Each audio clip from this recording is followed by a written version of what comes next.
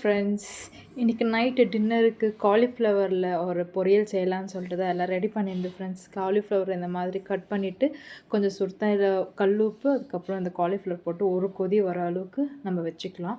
அதுக்கப்புறம் உருளைக்கிழங்கு இந்த மாதிரி நீட் நீட்டாக கட் பண்ணிக்கலாம். இப்போ கடாயில் கொஞ்சம் எண்ணெய் ஊற்றிட்டு கடுகு, உளுத்தம் பருப்பு, சோம்பு, சீரகம் கொஞ்சம் போட்டுக்கின்னு பொடியாக கட் பண்ணி வச்ச வெங்காயம் போட்டு கொஞ்சம் வதக்கிட்டு கருவேப்பிலையும் போட்டுக்கலாம். அது கூட டொமேட்டோவும் சேர்த்து நல்லா வதக்கிக்கலாம் ஃப்ரெண்ட்ஸ். இது ரெண்டும் வதங்கின பிறகு இஞ்சி பூண்டு பேஸ்ட் நம்ம அதில் போட்டுக்கின்னு இப்போ தேவையான மசாலா, மிளகாய்த்தூள், கரம் மசாலா, மஞ்சள் தூள், தனியாத்தூள், அதுக்கப்புறம் வீட்டில் அரைச்ச கொஞ்சம் கொழும்பு மசாலா இருக்கும் இல்லையா, அதையும் போட்டுட்டு நல்லா இதை ஃப்ரை பண்ணிவிட்டு இப்போ நம்ம கட் பண்ணி வச்ச உருளைக்கிழங்கு, காலிஃப்ளவர் கொஞ்சம் நம்ம ஒரு வேக்காடு கொடுத்து எடுத்தாலும் அதனால கொஞ்சம் வெந்திருக்கும். உருளைக்கிழங்கு வேகாது. ஸோ ஃபஸ்ட்டு உருளைக்கிழங்கு போட்டு இந்த மசாலாவில் நல்லா பிரட்டிட்டு கொஞ்சோண்டு தண்ணி ஊற்றி இது ஒரு வேக வச்சுட்டு அதுக்கப்புறமா நம்ம காலிஃப்ளவர் ஆட் பண்ணோம்னா காலிஃப்ளவரும் இல்லைன்னா ரொம்ப கொழிஞ்ச மாதிரி ஆகிடும், எடுத்து சாப்பிட முடியாது. ஸோ அதனால் உருளைக்கிழங்கு வெந்த பிறகு நான் காலிஃப்ளவர் ஆட் பண்ணிட்டு இதிலே இந்த மசாலாலே கொஞ்சம் நேரம் வேக வச்சேன்.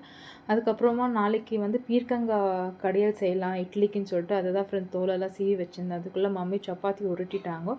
சப்பாத்தியும் சுட்டுட்டு நம்ம செஞ்சு வச்ச காலிஃப்ளவர் உருளைக்கிழங்கு பொரியலும் ரெடி ஆயிடுச்சு ஃப்ரெண்ட்ஸ். நல்லா ட்ரையாக இருந்தது, சூப்பராக இருந்தது சப்பாத்திக்கு சாப்பிட்றதுக்கு. இந்த ரெசிபி நீங்களும் ட்ரை பண்ணுங்கள், எப்படி இருந்துச்சுன்னு சொல்லிட்டு எனக்கு கமெண்ட் பண்ணுங்கள்.